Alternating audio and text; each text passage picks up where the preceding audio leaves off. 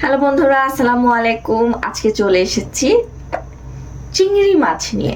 আজকে রান্না করব চিংড়ি মাছের দো পেঁয়াজা। আজকে সরাসরি রান্না থেকে শুরু করি। চলুন দেখি কিভাবে রান্না করতে হয়।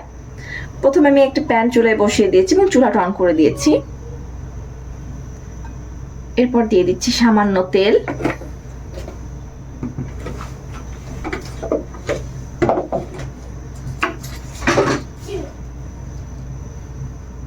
তেলের মধ্যে দিয়ে দিচ্ছি একটা দারচিনির টুকরা, একটা তেজপাতার টুকরা।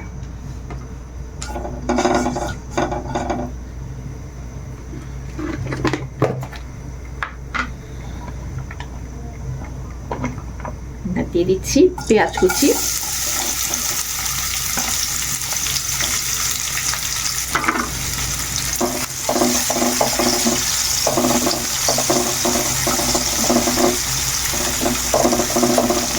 পেঁয়াজটাকে হালকা ব্রাউন কালার হওয়া পর্যন্ত আমরা ভাজতে থাকবো।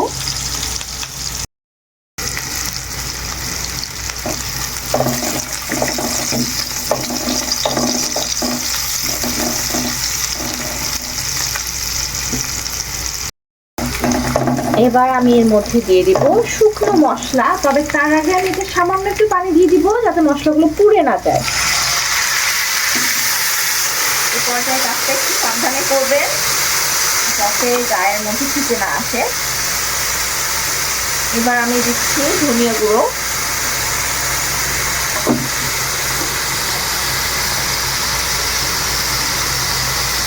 জিরে গুঁড়ো,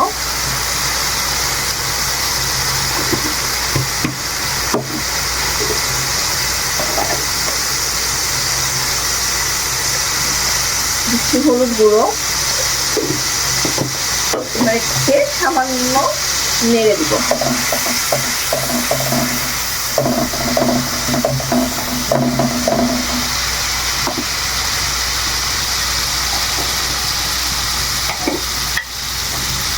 এবার দিব সামান্য মরিচ গুঁড়ো। আর মরিচ গুঁড়ো খুবই সামান্য দিচ্ছি, যেহেতু চিংড়ি আমার ছোট মেয়ে পছন্দ করে এবং খুব একটা ঝাল খেতে পারে না, এই জন্য।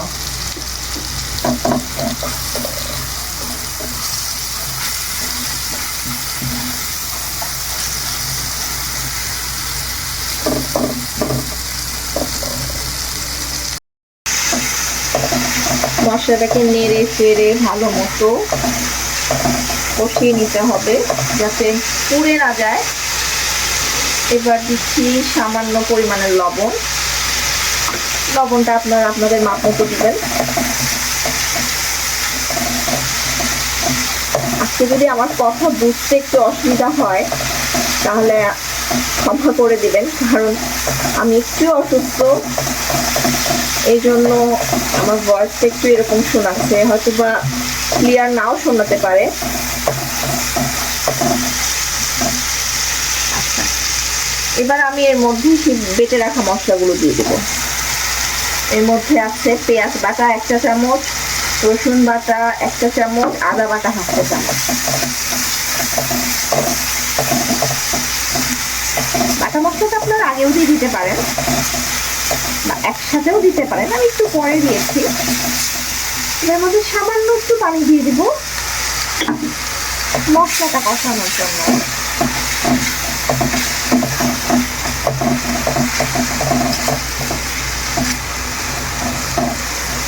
এটাকে আমরা কিছুক্ষণ নেড়ে চেড়ে কষিয়ে নেব।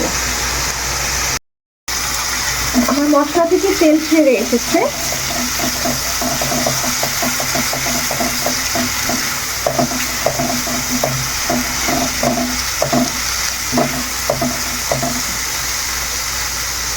এবার আমি আগে থেকেই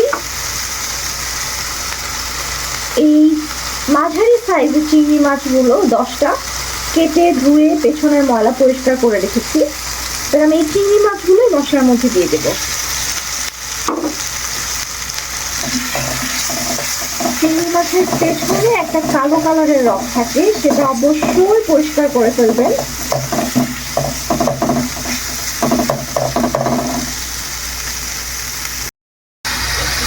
এবার এটাকে আমি 2 মিনিটের জন্য ঢাকা দিয়ে ঢেকে দেবো। 2 মিনিট পর আমি ঢাকনিটা একটু নিচ্ছি।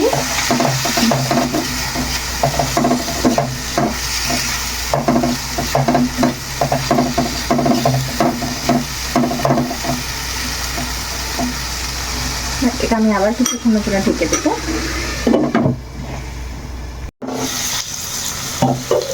আর মাছ থেকে কিন্তু তেল ছেড়ে এসেছে।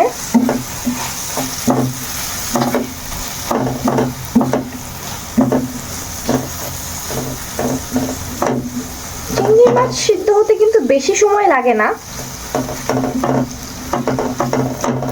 চিংড়ি মাছ বেশি রান্না করলেও আবার আবারের মতো হয়ে যায়, খুব বুঝে শুনে রান্না করতে হয়। এটাকে আমরা আরো মিনিট খানেকের মতো রান্না করব।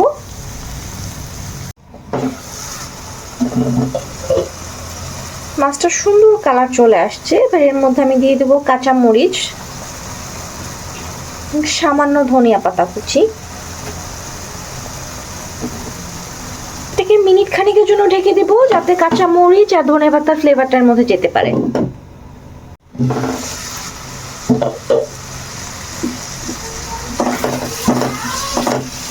আর মাছটি হয়ে এসেছে। এবার এটাকে আমি একটা সার্ভিং ডিশে ঢেলে নেব।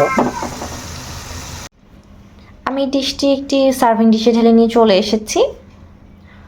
খুবই ইজি একটা রেসিপি, আর চিংড়ি মাছ রান্না হতে বেশি সময়ও লাগে না। যদি খুব চটজলদিতে থাকেন এই রেসিপিটি ট্রাই করতে পারেন। ট্রাই করে অবশ্যই জানাবেন যে কেমন হয়েছে খেতে।